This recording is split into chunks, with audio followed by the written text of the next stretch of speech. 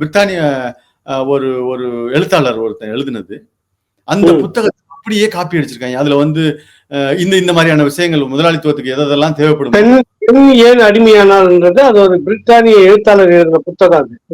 பெண்ணிய பங்களிப்பை நான் போய் பார்க்கிறப்ப இந்த புத்தகம் முக்கியமான புத்தகம் அது. ஏன்னா இங்க இருக்கிற பெண்ணியவாதிகள் எல்லாருமே பெரியார் திடல்லையும் சரி கோபாலபுரத்திலையும் அண்டி பிழைத்து கொண்டு அவர்கள் பிராக்சியாவும் அவர்களை வந்து புகழ் பாடிக்கிட்டு, ஆனா புகழ் எப்படியெல்லாம் பாடுவாங்கன்னா, முன்னாடி ஒரு எக்ஸாம்பிள் சொன்னேன். மனோரமா ஒரு கூட்டத்துல ஒரு பெரிய திரளான கூட்டத்துல வந்து இருந்துகிட்டு கருணாநிதி எப்படி 2வது மனைவி உயிரோடு இருக்கும்போது அவரோட குடும்பம் நடத்தி கொண்டு இன்னொரு பெண்ணுக்கு கனிமொழியோட அம்மாவுக்கு பிள்ளைய கொடுத்தாருங்கிறத ஒரு ஒரு பெரிய சாதனையா பேசினதை கொண்டாடினாங்கல்ல பெண்ணியவாதிகள்லாம்.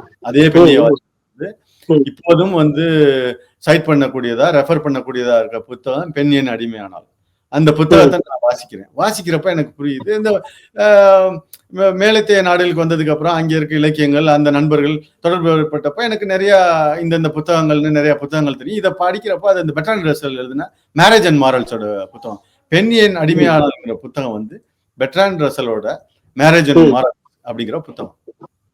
அந்த பெர்ட்ராண்ட் ரசலை பத்தி நான் உங்களுக்கு ஒரு விஷயம் சொல்லுறேன்.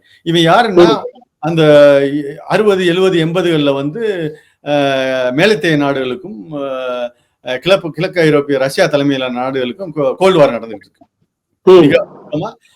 உலகத்தின் பாதியை வந்து பொது உடைமை நாடுகளாகவும் பாதி முதலாளித்துவ நாடுகளாகவும் இருக்கு.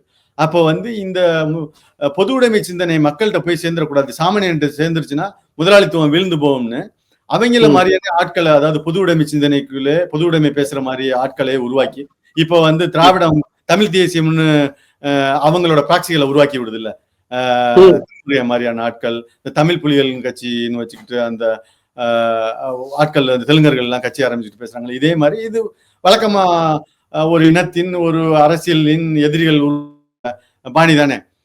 அப்ப என்ன பண்ணுது, இந்த அரசியல் மாதிரியான ஆட்களை பொது உடைமை சிந்தனை பேச வச்சுட்டு பொது உடைமை வருவாரு சமூகத்துல கூட பெண் அடிமையாதான் இருக்கா, பெண் விடுதலை வேணும் அப்படி இப்படின்லாம் பேச வச்சு புத்தகங்கள் எழுத வச்சு அந்த புத்தகங்களுக்கு அவார்ட் எல்லாம் கொடுக்கும். பெர்ட்ராண்ட் ரசல் யாருன்னு நீங்க அங்கெல்லாம் போய் தேட வேண்டியது இல்ல.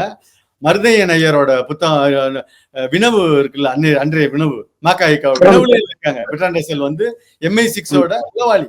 அது MI6 அந்த மேற்கத்திய CIA மாதிரி பிரிட்டனுக்கு உள்ளது MI6. பொது உடைமை சமூகத்திலையும் வந்து பெண் வந்து அடிமையா தான் இருக்கா அப்படின்னு இன்டைரக்டா காட்டுறதுக்காக தான், அதுக்குள்ள குழப்பம் இருக்கிறதுக்காக பொது உடைமை நாடுகளுக்குள்ள வந்து பெமினிசம் பேச வச்சு ஒரு குழப்பத்தை ஏற்படுத்துறதுக்காக உருவாக்கப்பட்ட நூல் அது.